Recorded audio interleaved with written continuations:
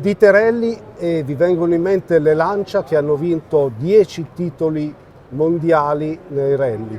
Ma se dite Lancia da rally, chi vi viene in mente? Miki Biasion, che di quei mondiali ne ha vinti 2 personalmente e ha contribuito a farne vincere tanti altri alla Lancia nel campionato del mondo rally.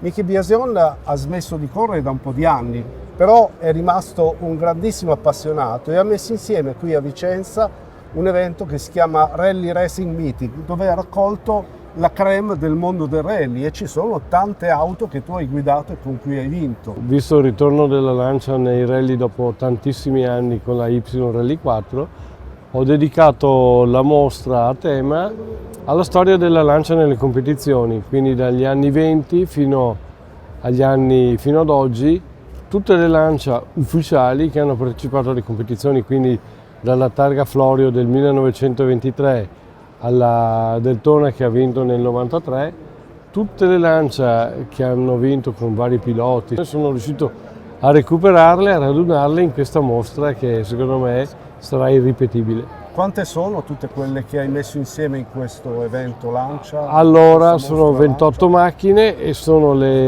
tutte le vetture che hanno corso ufficialmente con i colori Lancia e poi HF. E allora andiamo a vederci le Lancia di questa collezione scelta da Miki Biasion.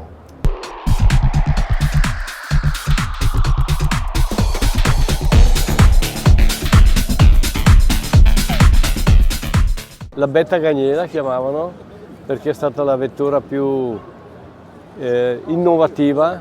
Sappiamo tutti che c'è stata questa lunga trattativa con l'ingegner Ferrari per poter utilizzare i motori Ferrari su una macchina da rally e questo è uno dei primi esemplari che hanno corso. Questa macchina, sia questa che quella, sono state le Lancia che hanno vinto i mondiali dal 73 al 76, 77 e questa era la prima versione che aveva 280 cavalli, poi l'hanno allargata come è stato poi in futuro anche con le Delta e hanno portato la versione fino ad arrivare alla versione a 24 valvole e questa è proprio la macchina con cui Sandro Munari ha vinto il Rally di Monte Carlo. Vedete come per necessità di prestazione si parte sempre da una macchina stretta e poi un po' alla volta vengono allargati i parafanghi per collocare delle vetture, dei pneumatici più larghi, di dimensioni più generose e direi che questa è proprio l'ultima versione che ha fatto la Lancia e che dominava. Dopo il matrimonio Lancia e Fiat nel reparto corse, la Stratos venne sostituita dalla Fiat 131. L'ultima vittoria della Stratos in una gara di campionato del mondo è stato il Rally di Sanremo del 79.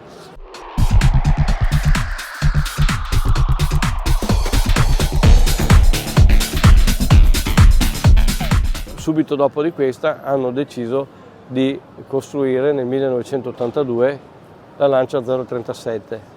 La Lancia 037 è una macchina che ha fatto un po' la storia per un semplice motivo. Non so se avete visto il film documentario, tra virgolette, su Cesare Fiorio, sulla battaglia di Lancia con l'Audi.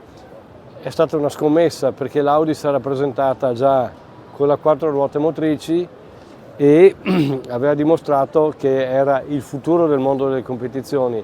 In Lancia il progetto della 037 era già stato avanzato e di conseguenza non si poteva più tornare indietro ed è stata la scommessa di Fiorio di correre nel mondiale e nell'europeo e nell'italiano con la 037 nel 1983 e lì appunto ha vinto il titolo di campione del mondo ed è stata l'ultima vettura nella storia dei rally a vincere un campionato con solo 2 ruote motrici.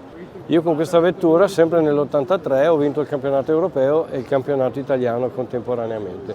Queste cominciavano ad essere le vetture, le gruppo B, che hanno dato, diciamo, a livello regolamentare spazio totale alla fantasia dei vari ingegneri e è stata molto sacrificata la sicurezza dell'equipaggio per la prestazione, cioè erano macchine concepite più per la performance che per la sicurezza, quindi vetture in fibra di carbonio, leggerissime, vedete il roll bar, sembra quasi un grissino e di conseguenza erano macchine estremamente performanti, però avevano il serbatoio vicino ai sedili, eccetera, eccetera, eccetera. Attualmente, ancora oggi, se una macchina di queste va a correre un rally mondiale sull'asfalto, logicamente non è lontanissima dalle vetture che hanno le prestazioni, soprattutto per il rapporto peso-potenza, perché erano macchine sotto i 1000 kg e avevano oltre i 300 cavalli.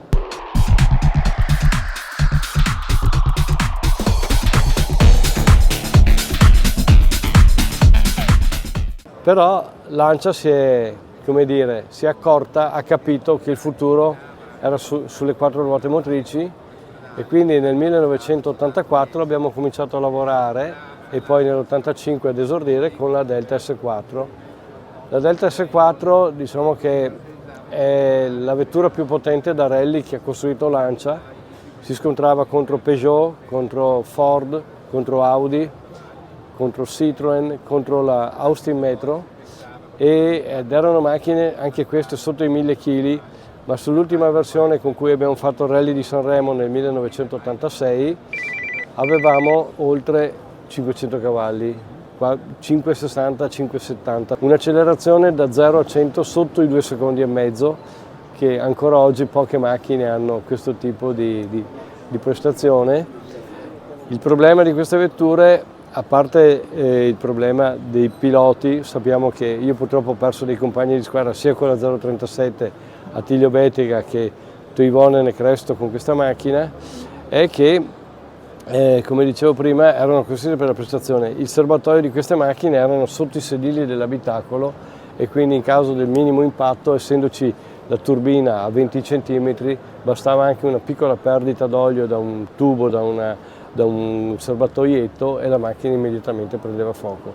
Altro problema di queste vetture dei gruppi B è che con questa accelerazione, al tempo non c'erano i telefonini, ma la gente si metteva in mezzo alla strada con la macchina fotografica e non si accorgeva della velocità con cui arrivavano le macchine, quindi abbiamo i filmati dell'epoca dove si vede appunto che la gente si apre all'arrivo delle macchine. Io vedendo quei filmati e pensando che ero alla guida di queste macchine, col senno di poi dico che ero incosciente.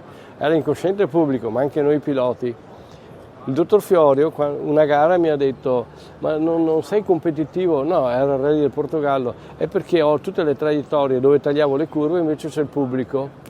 E allora lui mi dice: no, ma non preoccuparti, perché sono abituati e all'ultimo minuto loro si spostano, taglia pure, fai tutte le traiettorie. E io gli dico: e se per caso non si spostano? Abbiamo un'assicurazione che copre tutto, mi ha detto. Quindi hanno deciso di abolire questa categoria perché era estremamente pericolosa, macchine troppo veloci sia per i piloti che per il pubblico. Lancia aveva costruito questa vettura con l'abitacolo, la macchina completamente con la scocca in carbonio e con un motore Triflux, che era un nuovo motore con una testata particolare che aveva progettato l'ingegner Lombardi. Avevamo fatto già dei test su una scocca dell'S4 col motore Triflux da 800 cavalli ed era la famosa ECV1 che però anche quella non ha mai corso.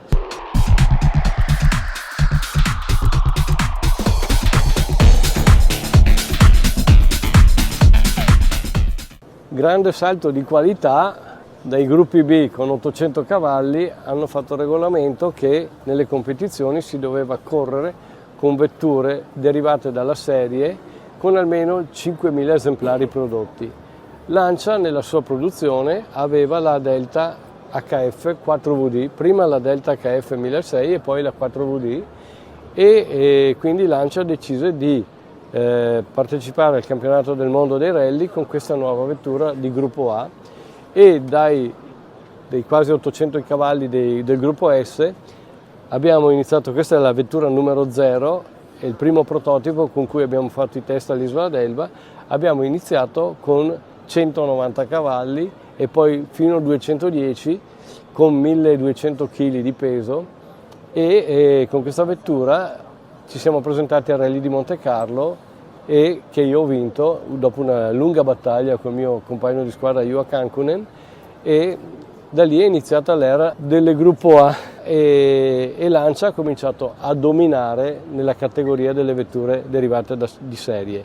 Nel 1988 ho detto, invece della 4WD allarghiamo un po' le carreggiate e facciamo la Delta 8 valvole, e la Delta 8 valvole si è dimostrata subito competitiva. All'esordio ho vinto il Rally di Portogallo, però il sogno di Lancia era vincere il Safari Rally.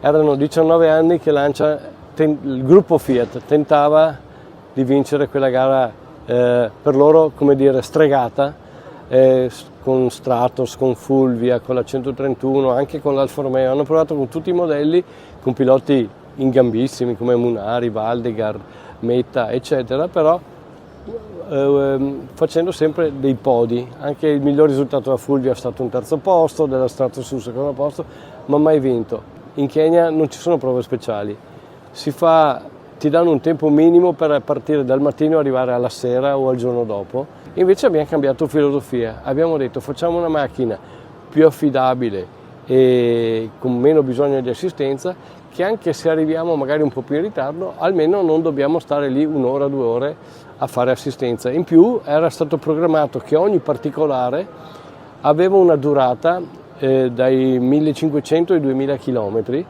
a 1300 o 1800 km, anche se la macchina funzionava perfettamente, quei particolari venivano sostituiti, come le cuffie dei semiassi piuttosto che le pompe della benzina o i filtri dell'aria. Quindi sono state fatte delle macchine, diciamo, più conservative che prestazionali. E lì siamo riusciti a vincere per 2 anni consecutivi, nell'88 e nell'89, il Safari Rally, con una macchina più pesante, che intorno ai 1350 kg invece che i 1200 normali, e con degli ammortizzatori differenti, con 270 cavalli invece dei 320 che aveva la vettura da asfalto o da terra veloce. Chi li ha vinti? Li ho vinti io, quei due Safari Rally. Li ho vinti io, quei 2 Safari Rally.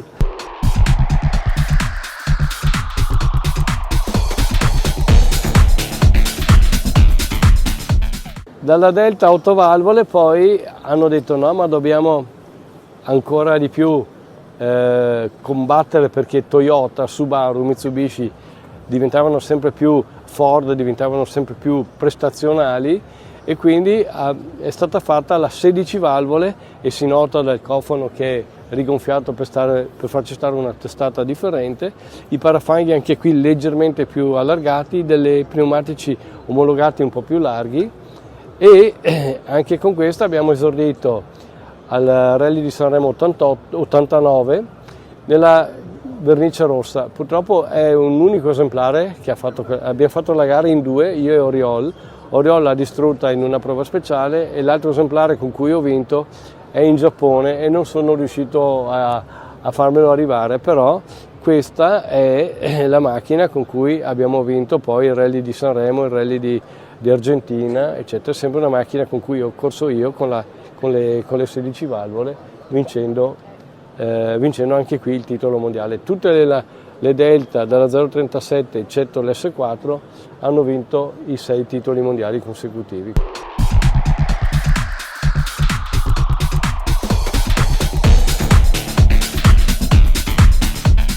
Lancia a un certo punto ha detto qua gli avversari sono ancora più performanti, e è stata fatta la cosiddetta Deltona, quindi la Delta Evo.